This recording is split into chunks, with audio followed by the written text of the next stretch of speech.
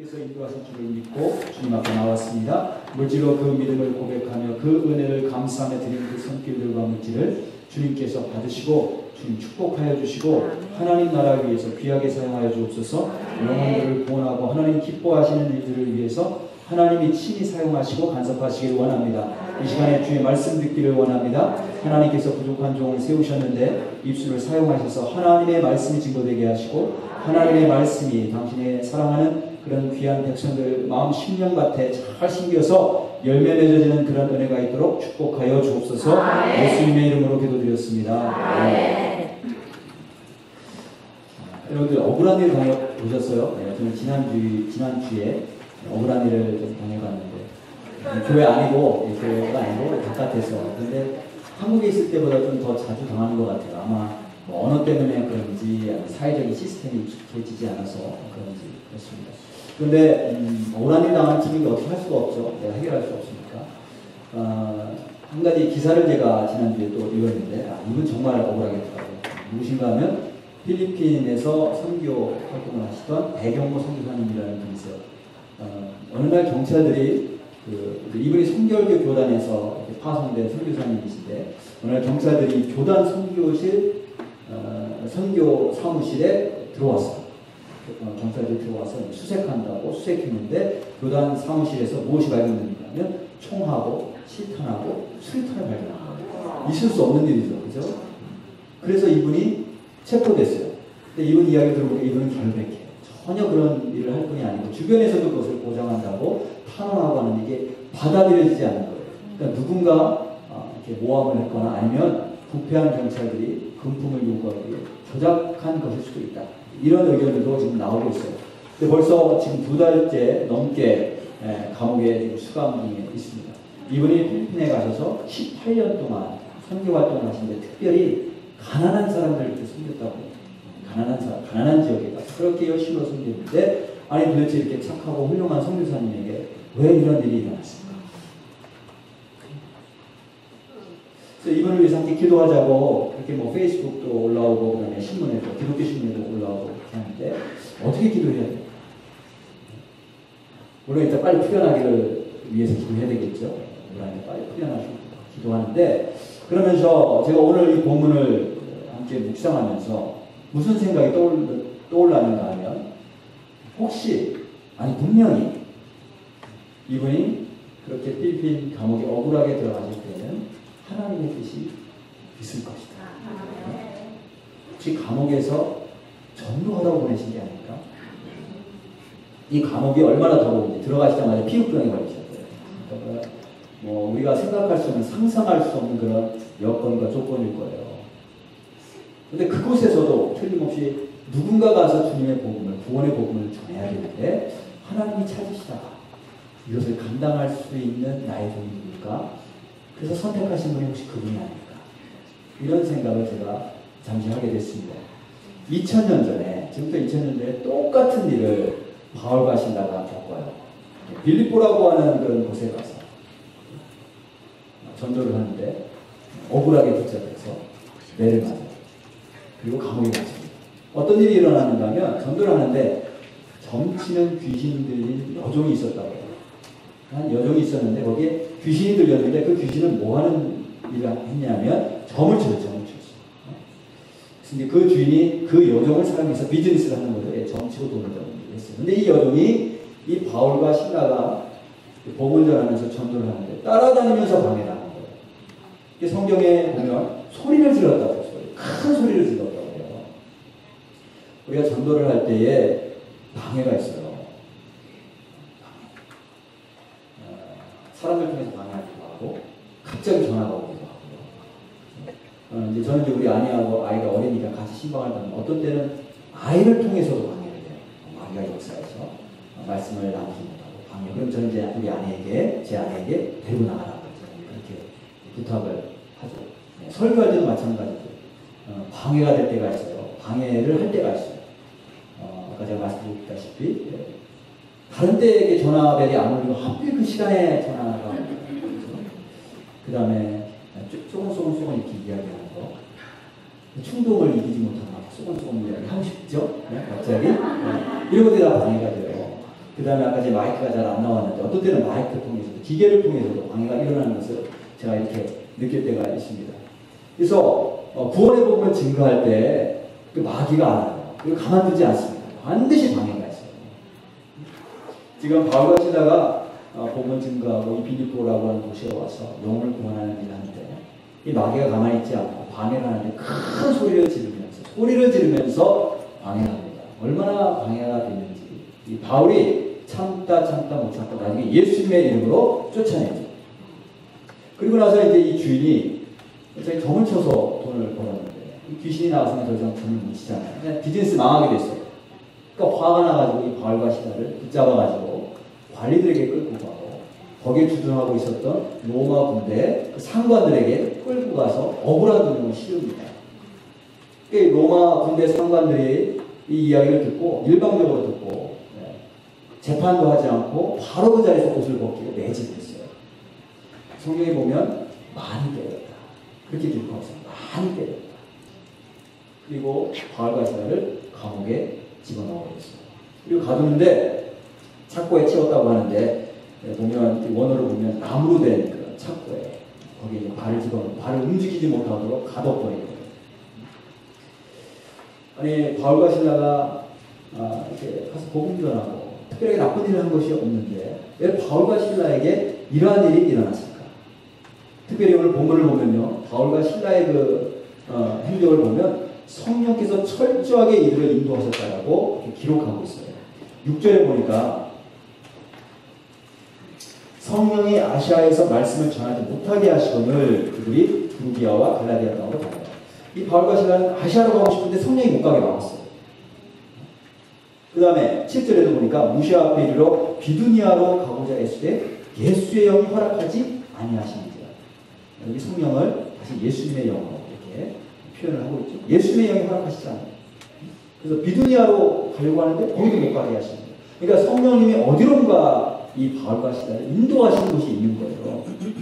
그래서 9절에 보니까 밤의 환상이 바울에게 보이니 마게도냐 사람 하나가 서서 그에게 청하여 이르되 마게도냐로 건너와서 우리를 도우라 하거늘 바울이 그 환상을 보았을 때 우리가 곧 마게도냐로 떠나기를 줍으니 이는 하나님이 저 사람들에게 복음을 전하라고 우리를 부르신 줄 인정합니다. 보면 바울이 지금 빌립보에 들어와서 이런 어려운 일을 당했는데 어떻게 빌립보까지 오게 됐는가? 성령님이 인도하셨다는 거죠. 바울이 가기를 계획했던 것 하나님 다 막으시고 환상을 통해서 마게도냐 사람들 다 우리 와서 보라 이런 환상을 보여주셔서 하나님께서 보내시는 것을 확신하고 온 거예요. 그리고 들어온 그 마게도냐 지역의 첫 번째 성이 빌립보라는 거예요. 이 첫 성이라고 이렇게 표현되어 있는데 12절에 거기서 빌립보에 이르니 이는 마게도냐 지방의 첫 성이요. 첫 성이라고 하는데 이 첫 성은 그 지역에 들어가는 첫 번째 관문이라는 뜻이 아니고 그 지역을 이끄는 가장 중요한 곳이라는 거죠. 첫째 가는 성이다. 우리 텍사스도 북쪽에는 첫째 가는 그 도시가 있죠. 첫째 가는 성. 북쪽에 달라스. 동쪽에 첫째 가는 성은 휴스턴. 남쪽에는 샌안토니오. 좋아요. 여러분들이 알고 있는 샌안토니오. 첫째 가는 성. 그래서 여기 보면은 하나님께서 바울과 시라를 인도하셔서 빌립보까지 이르게 하시고 빌립보라고 하는 성을 딱 보니까 이게 첫째 가는 성. 거기는 금광이 아주 큰 금광이 있었대요. 사람들이 많이 모였고 굉장히 귀했던 곳인데 사이즈나 그 중요성에 있어서 행정적인 중요성에 있어서 그 첫째 가는 성이었을 뿐만이 아니고 선교 전략적으로 하나님 보실 때 굉장히 중요한 성이었어요. 그래서 하나님께서 바울과 시라를 그곳으로 인도하시고 거기에 마침내 빌립보 교회를 세우게 하십니다. 그 다음에 이 빌립보에 들어가서도 여러 가지 일들이 있었는데 그 일들도 이렇게 보면 하나님이 역사하셨어요. 보니까 기도하러 가다가 처음에 이제 빌립보에 들어가서 기도하러 가다가 한 여인을 만나는데 그 여인의 이름이 루디아예요. 이 루디아라고 하는 여인은 자주색 옷감을 팔아 장사하는 그런 여인이었어요. 그래서 그 루디아와 함께 있었던 여인들이 있었고 그 앞에서 바울이 하나님의 말씀을 전하는데 성경에 보면 이렇게 기록하고 있어요. 14절에 두아디라시아에 있는 자색 옷감 장사로서 하나님을 섬기는 루디아라 하는 한 여자가 거기 있었어요. 바울의 말을 듣고 있을 때, 그 다음에 주께서 그 마음을 열어 바울의 말을 따르게 하십니다. 이 루디아가 마음을 열고 예수님을 영접하는 게, 그것도 누가 역사했냐면 하나님께서, 주님께서 역사하신 거예요. 주님께서 역사하셨어요. 그래서 이 빌립보에 들어갔을 때 가장 먼저 전도되어서 구원받은 사람이 그게 주님께서 역사하셨다는 거예요. 그 다음에 귀신 들린 여종이 따라다니며 괴롭힐 때에 이 바울이 예수의 이름으로 명령해서 귀신이 떠나가죠. 이것도 하나님의 역사인 거예요. 하나님이 역사하시지 않으면 바울이 자기 능력으로 어떻게 귀신을 쫓아낼 수 있겠어요? 하나님이 역사하신 거예요. 그래서 모든 빌립보까지의 인도 하나님이 역사하십니다. 그 다음에 그 안에서 구원받은 역사가 일어나고 귀신이 떠나가는 역사가 일어나는데 이것도 하나님께서 역사하신 거예요. 그런데 다 하나님께서 인도하시고 하나님께서 역사하시는데 왜 바울과 실라가 붙잡혀서 억울하게 매를 맞고 감옥에 갇혀 있는 것입니다. 거기는 틀림없이 이유가 있을 거예요. 하나님께서 그것을 허락하신 이유가 있는 줄로 믿습니다. 자, 그 이유가 무엇인가 오늘 본문 말씀을 통해서 본문에서 말씀하시는 것 가지고 함께 알아볼 텐데요. 첫 번째 뭐냐면 바울과 실라를 하나님께서 왜 감옥에 들어가게 하십니까? 그 감옥의 사건을 통해서 예수님은 자유케 하시는 분이시라는 것을 증거하고 그걸 허락하셨어요. 자, 이 점치는 귀신 만났을 때 그 귀신이 말한 내용이 있어요. 17절에 그 귀신이 말한, 귀신이 더 잘 알아요. 그가 바울과 우리를 따라와 소리 질러 이르되 뭐라고 얘기를 하냐면 그 귀신이 이 사람들은 지극히 높은 하나님의 종으로서 구원의 길을 너희에게 전하는 자라. 구원의 길을 전한다. 그 구원이 어떤 길일까?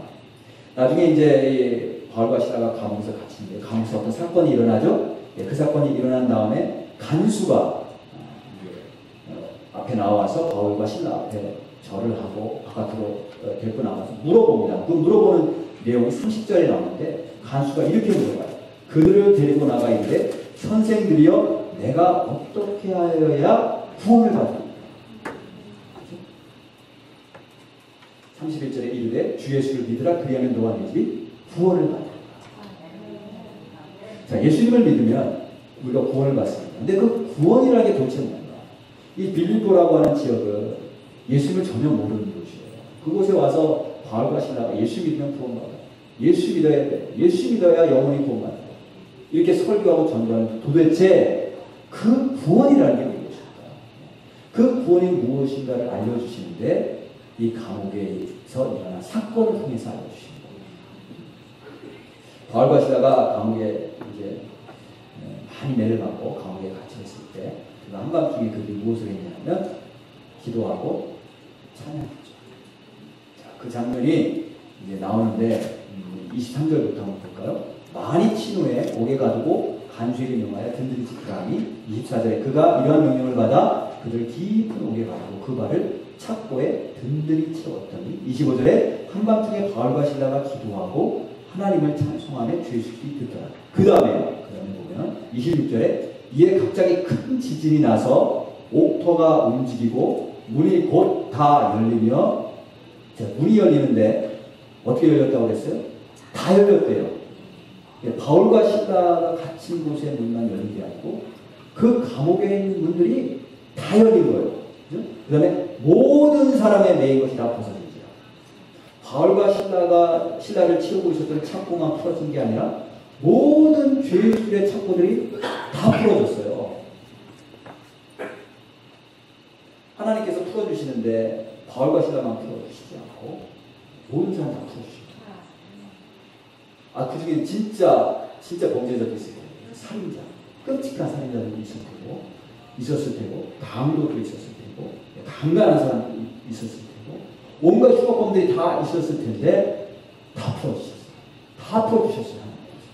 모든 감옥문을 다 열어주셨어요. 그들이 다 감옥에서 나갈 수 있었어요. 예전에 베드로가 감옥에 갇혀 있었을 때는 하나님께서 그때는 베드로만 살짝, 다른 사람은 베드로만 살짝 풀어서 빼내주셨어요. 그런데 오늘 이 장면 보니까 바울과 이사는 그렇게 하시지 않고 모든 감옥문 다 열어주시고 모든 착고들을 다 풀어주셨어요. 왜 그렇게 하셨을까요? 구원이 무엇인지를 알려주시기 위해서 그렇게 하셨어요. 하나님의 구원이란 무엇인가 하면 그가 어떤 죄인지, 그가 무슨 죄를 지었든, 그가 무엇에 매여 있든 상관하시지 않아요. 차별 없이 자유케 하시는 것. 그게 하나님의 구원이라는 거예요. 그것을 알려주시기 원하는 거예요. 자, 이 일이 언제 일어나는가 하면 바울과 시라가 기도하고 찬송할 때 성경에 뭐라고 기록하고 있냐면 그것을 주 예수들이 듣더라. 그 전까지는 그 누구도 감옥에서 기도하면서 찬양하는 사람은 아무도 없었어요. 근데 주 예수들이 바울과 시라가 감옥에서 기도하면서 하나님을 찾으며 또 하나님의 구원을 찬양하며 예수 그리스도의 영광을 높일 때에 그때 지진이 일어나고 옥문이 열리고 모든 착고들이 다 풀어진 거예요. 그러면 예수들이 이 일을 당했을 때 누가 이렇게 했다라고 생각하겠어요? 하나님이 하십니다. 하나님이 하십니다. 그러니까 그 하나님이 어떤 분이신가? 우리의 모든 족쇄를 다 풀어주시는 거예요. 우리의 모든 매임에서 자유케 하시는 분이시구나. 이것을 깨달아 알게 되었을 줄로 믿습니다. 그래서 하나님의 구원은 묶인 모든 것을 풀어서 자유케 하시는 거예요. 근데 그게 전적인 은혜로. 지금 죄수들 가운데 그들도 자기들이 풀어지도록 자기 무슨 일을 한 게 없잖아요. 그들이 한 것이란 단지 들은 거예요. 바울과 시라. 그리고 기도하고 하나님 찬양할 때 예수의 구원, 예수의 영광을 높이는 것을 들은 것밖에 없어요. 그랬는데 착고가 풀어지고 문이 열렸어요. 그들이 구원받은 것은 전적인 하나님의 은혜라는 사실을 이들이 배웠을 줄로 믿습니다. 그래서 구원이란 무엇이냐? 우리가 구원을 여러 가지로 설명할 수 있는데 오늘 이 본문에서 이 본문 사건을 통해서 하나님께서 말씀하시는 그것은 무엇인가 하면 모든 묶임에서 모든 갇힘에서 풀어서 자유케 되는 것 하나님이 하신다. 제가 이제 처음으로 풀타임 목회를 할 때 처음에 시작할 때는 목산수 받고 파타임 목회를 했어요. 신학교에서 공부하면서 2시간 되는 거리를 왔다 갔다 하면서 주말 목회를 하다가 이제 졸업하고 나서 처음으로 이제 풀타임 목회를 시작했는데 이상한 현상을 제가 경험하게 된 거예요. 뭐냐면 강대상에만 올라오면 제가 얼어붙어요. 그래서 몸도 움직일 수 없고 입도 안 움직여요. 입이 잘 안 움직입니다. 그러니 제가 설교하기 얼마나 힘들었겠어요. 듣는 성도님들도 그 설교를 듣는데 얼마나 힘드셨겠어요. 근데 이전에는 그렇지 않았거든요. 참 희한했어요. 이전에 괜찮았는데 이상하게 딱 풀타임 목회를 시작했는데 강대상에만 올라가면 모든 게 다 굳어버리는 거예요. 그렇게 힘들 수가 없었어요. 근데 어느 날 식당에 가서 사람들과 식사를 이렇게 했어요. 여러분들과 이제 여러 사람들과 함께 식사를 하고 이야기를 하고 다 끝나고 일어나서 나가려고 하는데 그 옆 테이블에 누가 앉아 있었는가 하면 한 백인 여인이 한 사람이 혼자서 밥을 먹고 있었어요. 근데 그 여인이 우리가 다 이야기 끝나고 나가려고 하는데 저를 붙잡은 거예요. 거기 잠깐만 나랑 이야기할 수 없겠냐. 그래서 그렇게 하라고. 그래서 다른 사람 보내고 함께 그 테이블에 앉아서 이야기를 하는데 그 여인이 저에게 이렇게 이야기를 했어요. 내가 옆에서 당신들 대화를 이렇게 듣고 있으니까 당신이 목사 같은데 왜 두려움의 영이 당신을 사로잡고 있다. 내가 당신을 위해서 기도해줘도 괜찮겠냐. 그래서 제가 그러냐고 저는 이렇게 별로 그렇게 크게 잘 모르겠는데 어쨌든 기도해 주겠다니까 한번 기도해 달라 했더니 이분이 기도를 하는데 예수의 이름으로 두려움의 영을 이렇게 쫓아내는 기도를 했어요. 두려움의 영아 예수의 이름으로 나옵니다. 그래서 이제 아멘하고 저도 돌아왔는데 그런가 보다 했어요. 근데 놀라운 사실은 뭐냐면 그 이후부터 제가 반에서 설교할 때 이 얼어붙었던 현상들이 다 사라진 거예요. 편안해진 거예요. 그리고 나서 제가 깨달았어요. 나는 모르고 있었는데 그 순간에 두려움의 영이 나를 사로잡고 있었구나. 그런데 예수의 이름으로 이것이 떠났구나. 주님은 우리를 자유케 하려고 오셨어요. 자유케 하려고. 모든 종류의 묶임에서 모든 죄로부터 우리를 풀어주시고 자유케 하려 오셨음을 믿으실 수 있기를 바랍니다. 고린도후서 3장 17절에 보면 주는 영이시니 주의 영이 있는 곳에 자유가 있습니다. 기도와 찬양을 통해서 바울을 통해서 또 신라를 통해서 주의 성령이 감옥에 임했습니다. 주의 성령께서 역사하셔서 모든 묶인 자들에게 자유함을 주셨습니다.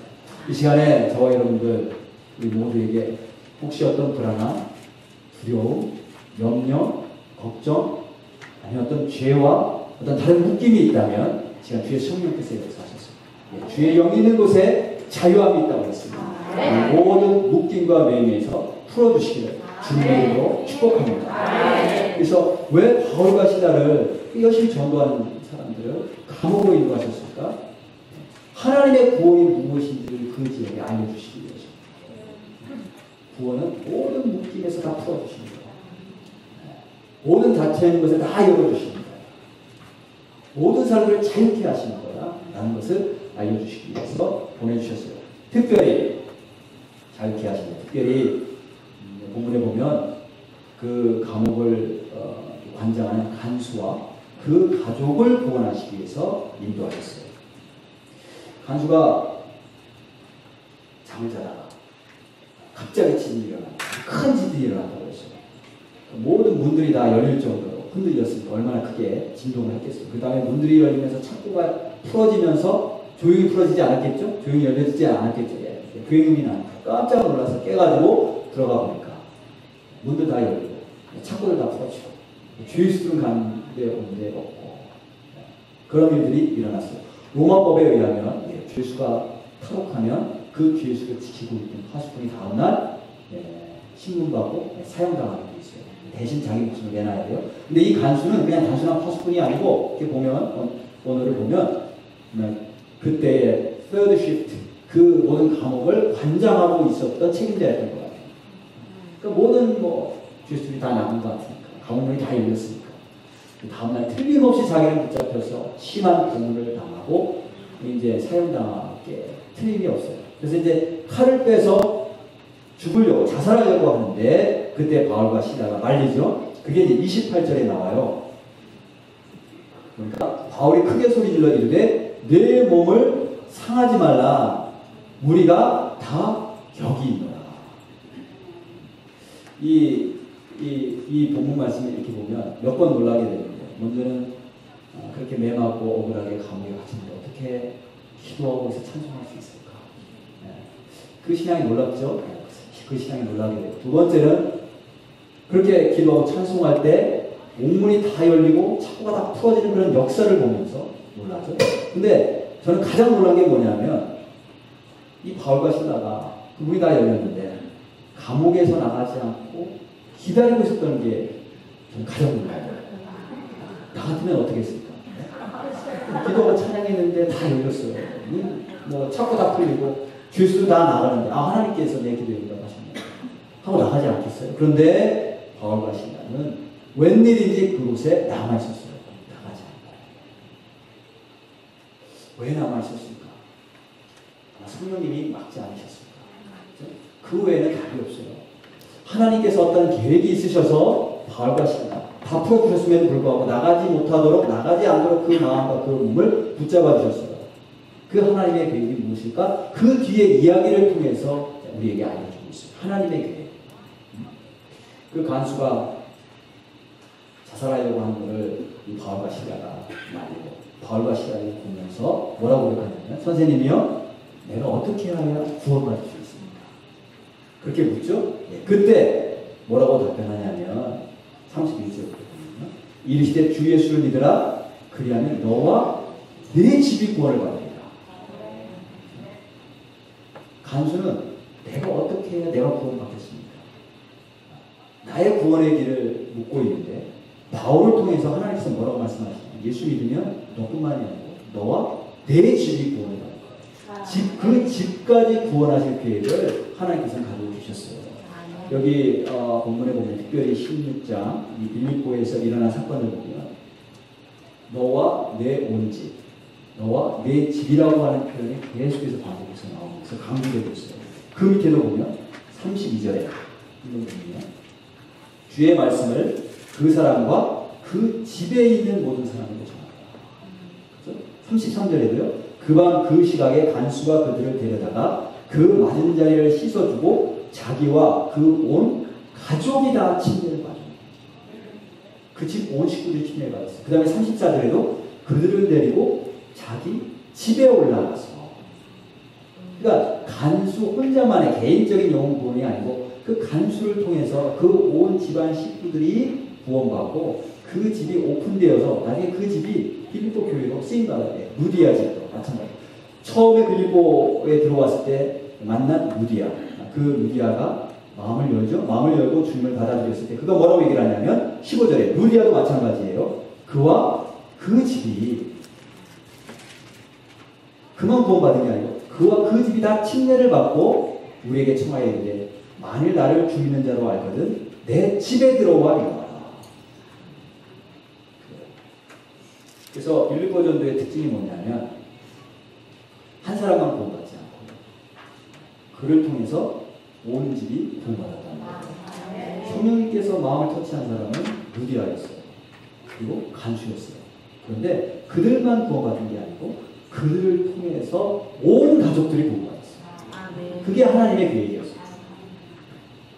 그래서 빌립보 교회가 이 가정들 위해 세워지게 됩니다.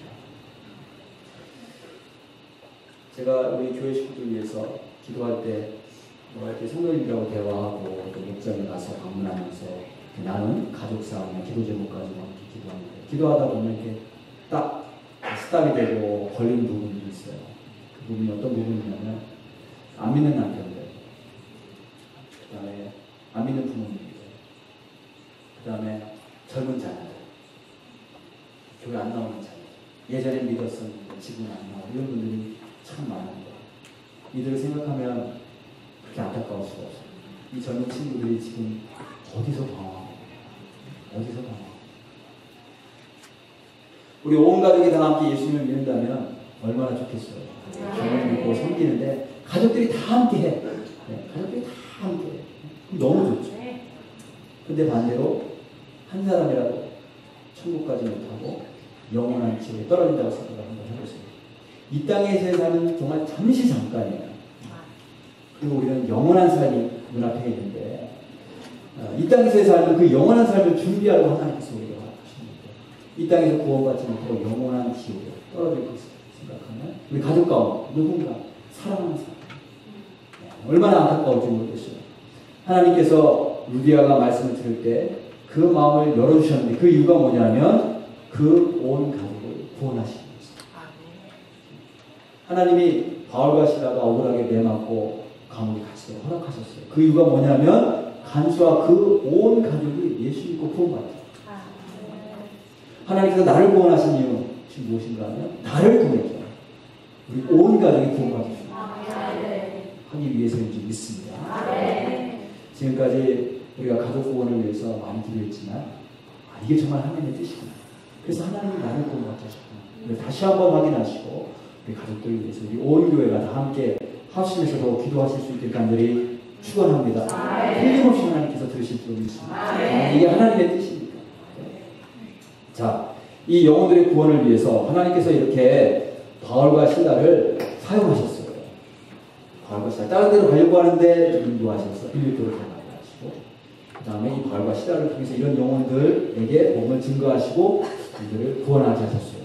자, 성령님께서 다 이들을 하셨는데 그럼 바울과 실라는 이렇게 영혼이 구원받는 데 있어서 무엇을 합니까?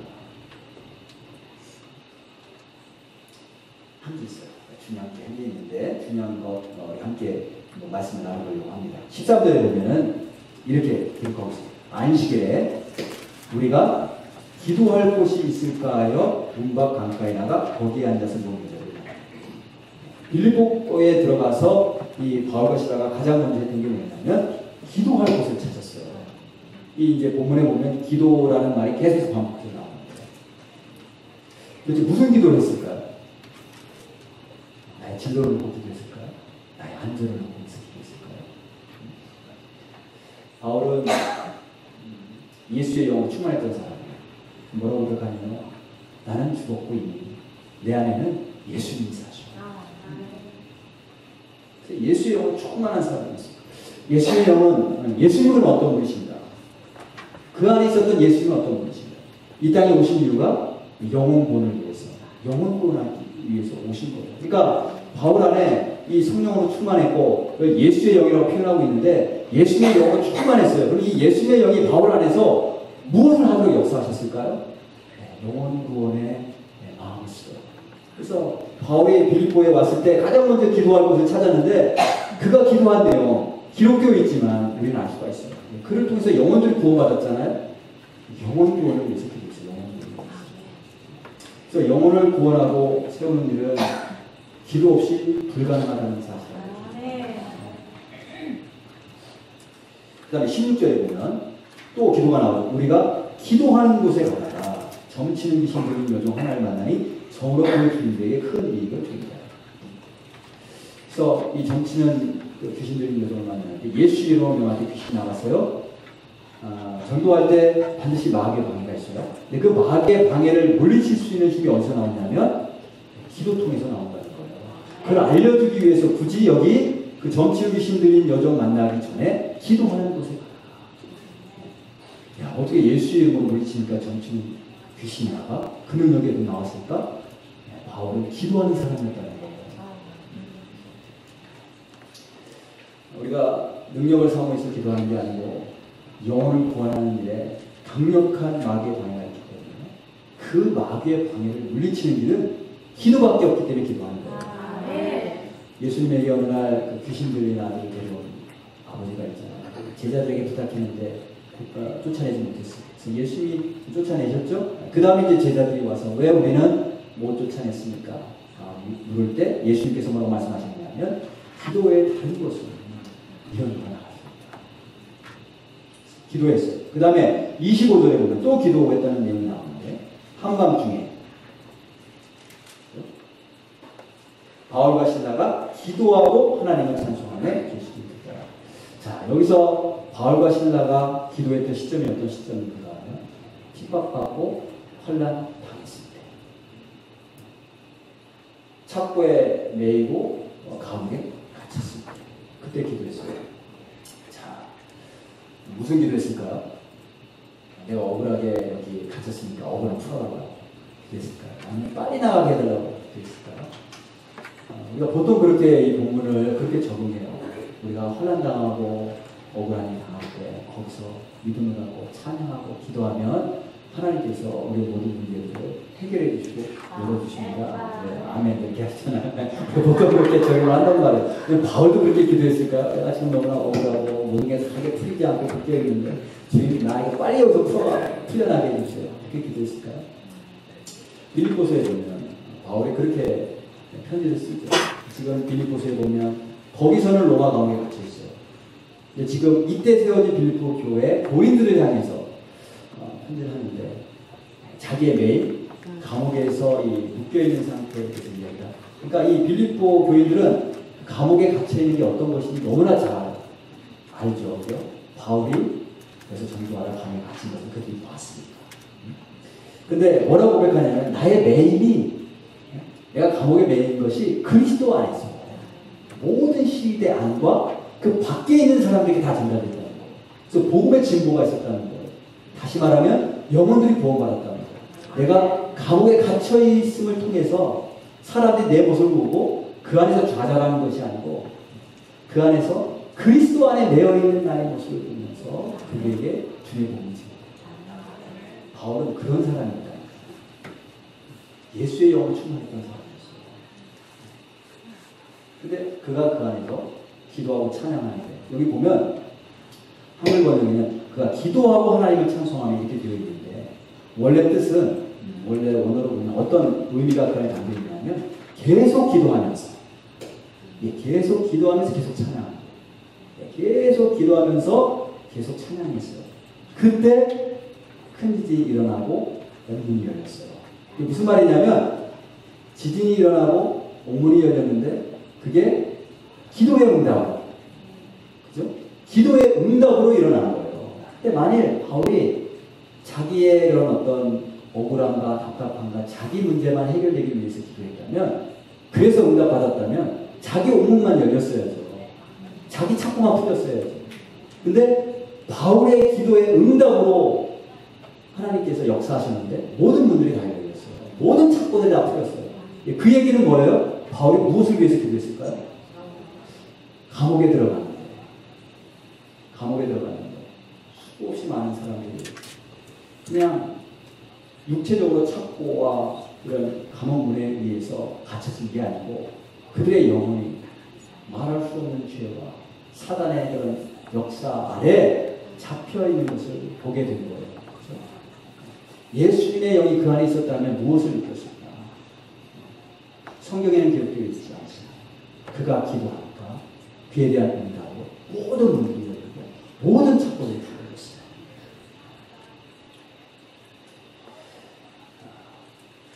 그래서 영혼을 구원하고 영혼을 잘 키우는데 기도가 절대적이다. 제가 좋아하는 책 가운데 My Cup Overflows라고 하는 책이 있어요. 제가 언젠가도 한번 소개해드렸는데 내 잔이 넘치나요. 이건 이제 손양원 목사님 일대기를 기록한 책인데 그 따님이 기록했어요. 이제 그 이야기가 굉장히 많은데 그 중에 한 챕터를 보면 이 손양원 목사님이 예양원이라고 하는 그 한센병자들이 모여있는 교회에 담임한 내용이 나와요. 목회하신 내용이 나와요. 그래서 이분이 전도사 시절부터 신학교 다닐 때 어떻게 부흥에 초청을 받아서 그곳에 갔다가 한센병자들 있는 곳에 가서 집회를 인도하시다가 우리 교회 목사님 되다가 우리 교회를 담임해달라는 부탁을 받고 졸업하고 거기 가서 목회를 시작했는데 평생 순교하실 때까지 그곳에서 목회를 하시게 됐어요. 근데 그 내용을 보면 그래요. 한센병자들도 옛날에 문둥병이라고 그랬죠. 그냥 다 같은 한센병이 아니고 그 정도에 따라서 구분을 한대요. 그래서 1부터 14까지. 그래서 그 사람들의 그 병의 증세에 따라서 심한 정도에 따라서 그 룸이 결정이 되는 거예요.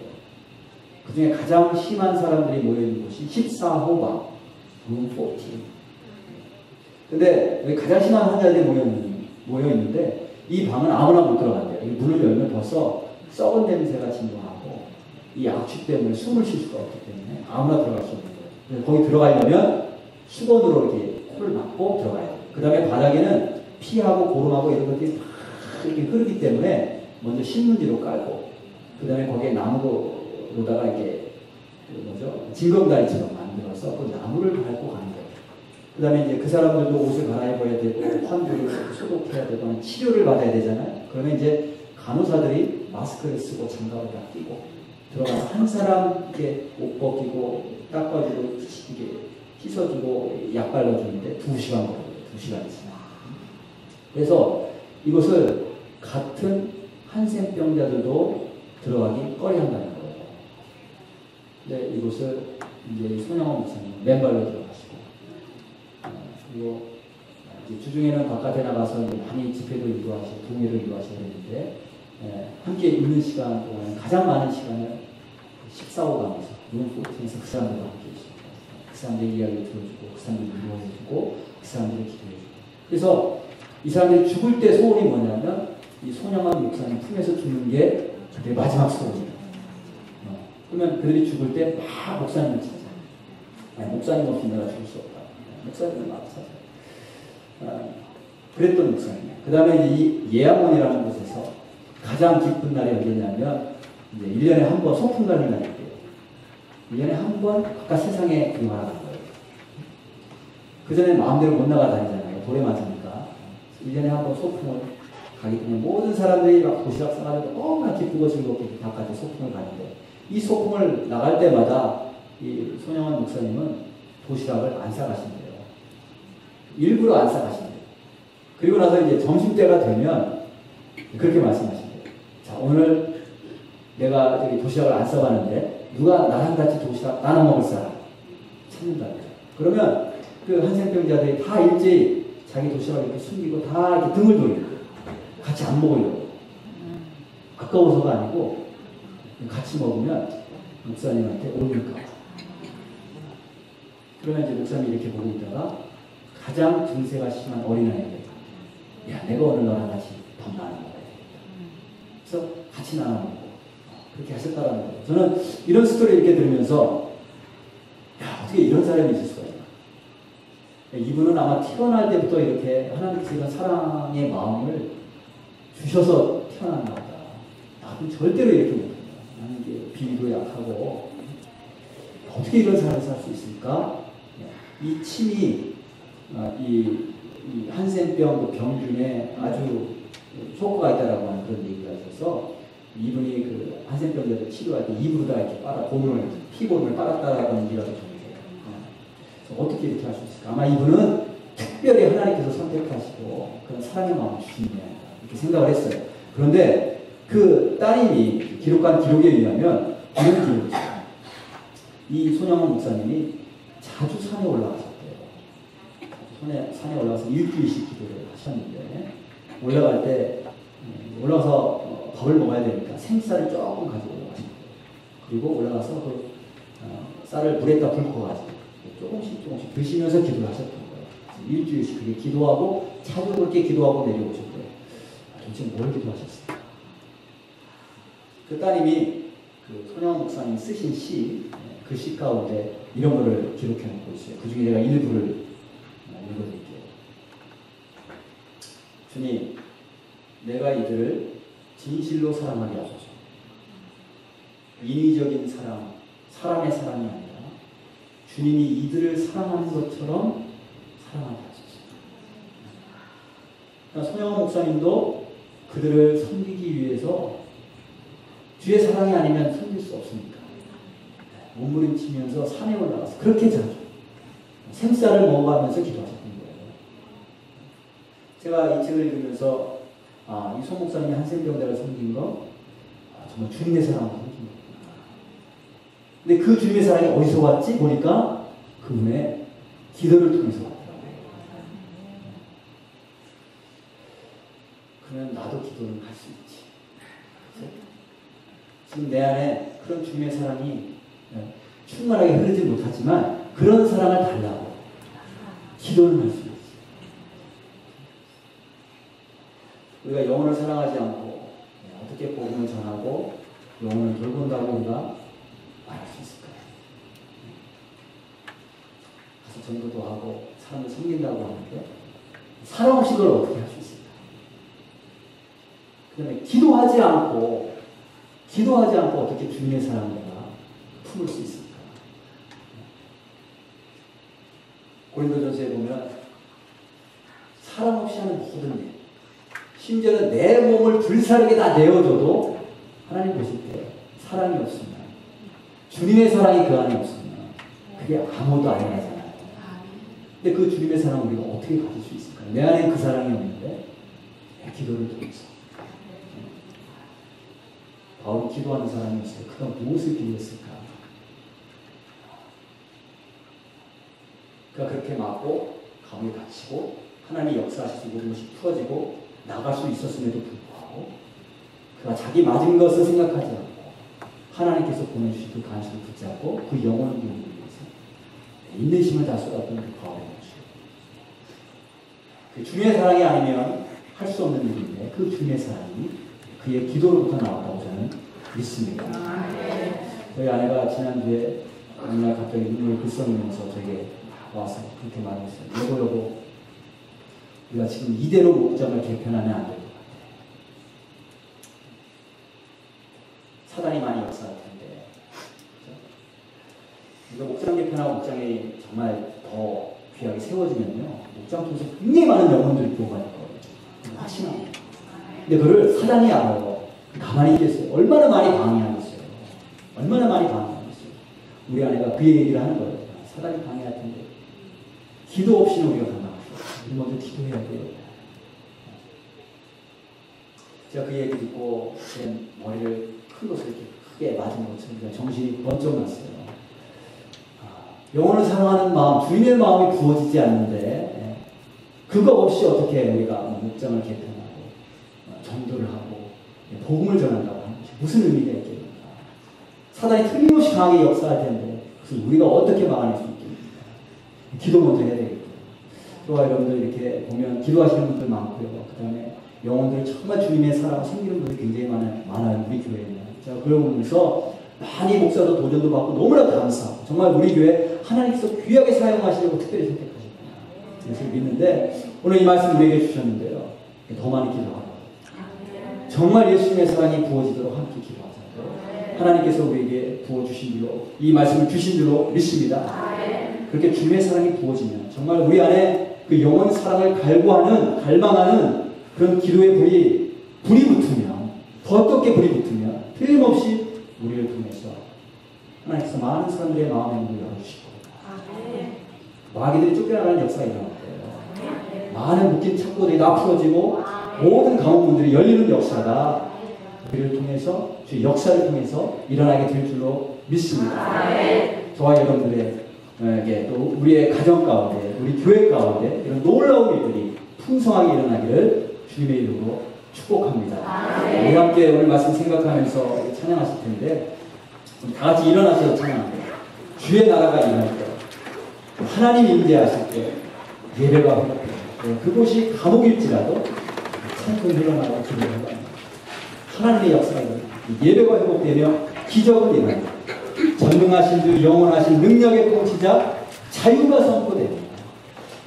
주백 선포 하나님께서 하십니다. 이 자유를 통해서 구원받는 역사들이 자유가 선포되고 구원받는 역사들이 더 여러분들이 있기를 바랍니다. 함께 오늘 말씀 생각하면서 찬양하시겠습니다.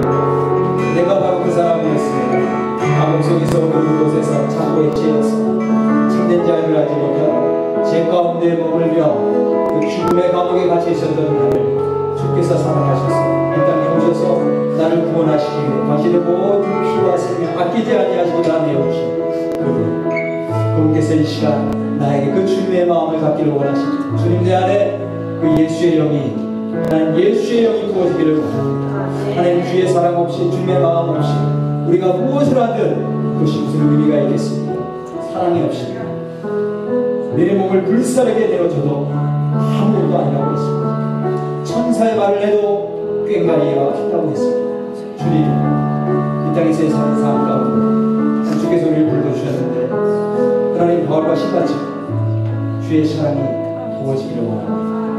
빌립보로 나아갈 때에 바울이 마가를 데려갈 수 없었습니다.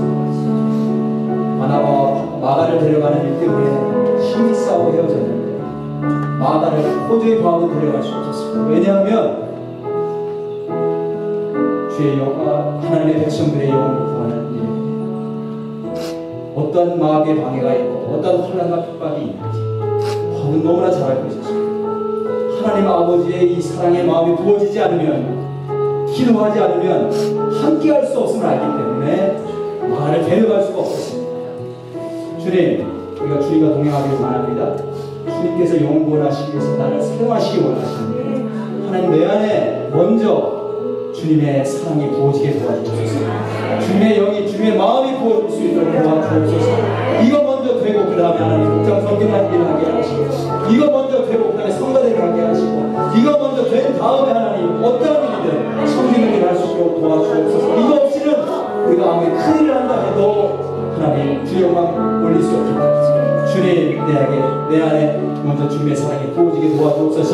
이렇게 동성으로 기도하도록 하겠습니다. 하나님 아버지, 이 시간에 기도합니다. 하나님의 아버지의 사랑 부어지기를 원합니다. 주의 마음이 부어지기를 원합니다. 하나님 부어지기를 원합니다. 하나님 마음과 함께 부어지게 하옵소서. 주님 하나님과 보내지만 않게 하옵소서. 아버지 영혼을 구원하는 일이 얼마나 중요한 일인데 그것이 얼마나 귀한 일인데 우리가 그걸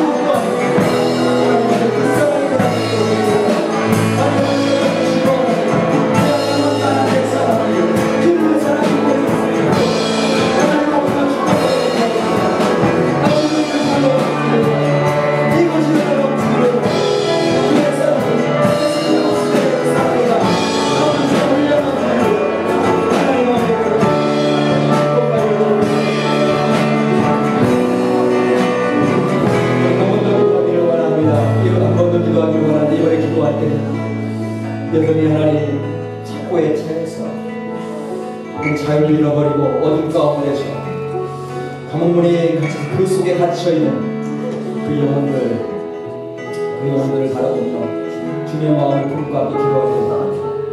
우리 가족 가운데, 다른 사람 보지 않는 우리 가족 가운데, 우리 형제자매들 가운데, 우리 친척 가운데, 정말 내가 사랑하는 사람들 가운데 여전히 주님을 알지 못하고 어둠 가운데 방황하고 있는 사람들, 자기들은 자유하다고 하지만 여전히 어둠 가운데 마귀의 족쇄 가운데 묶여있는 자들, 주님 긍휼히 여겨 주옵소서.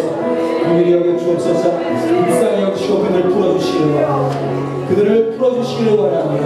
바울과 실라가 하나님 아버지의 마음을 품고 예수의 영이 충만하여서 그들이 계속해서 기도하고 찬양할 때에 주의 역사가 일어나고 큰 지진이 일어나고 옥문이 다 열리고 모든 창문이 다 풀어졌다라고 주께서 말씀하셨습니다. 그 놀라운 역사들이 지금 이 순간에도 일어날 줄 믿습니다. 우리가 찬양하고 기도할 때 아버지 주의 마음을 품고 선포하고 기도할 때 그 일들이 이루어질 줄 믿습니다. 이 시간에 함께 오늘 말씀을 붙잡고 나에게 주신 말씀이라고 믿고 우리 사랑하는 가족들을 위해서 함께 기도하도록 하겠습니다. 기도하겠습니다. 하나님 아버지 감사합니다.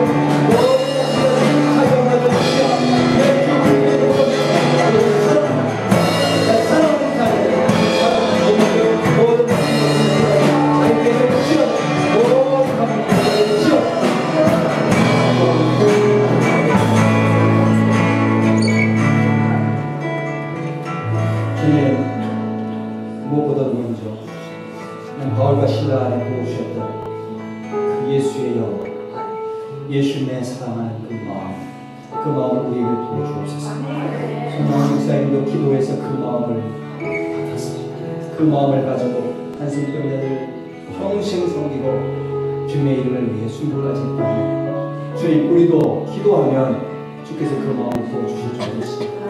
주님, 그 마음을 우리에게 넘치도록 보여주시고 그 마음을 가지고 사랑하는 가족들을 위해서 기도하게 하십시오.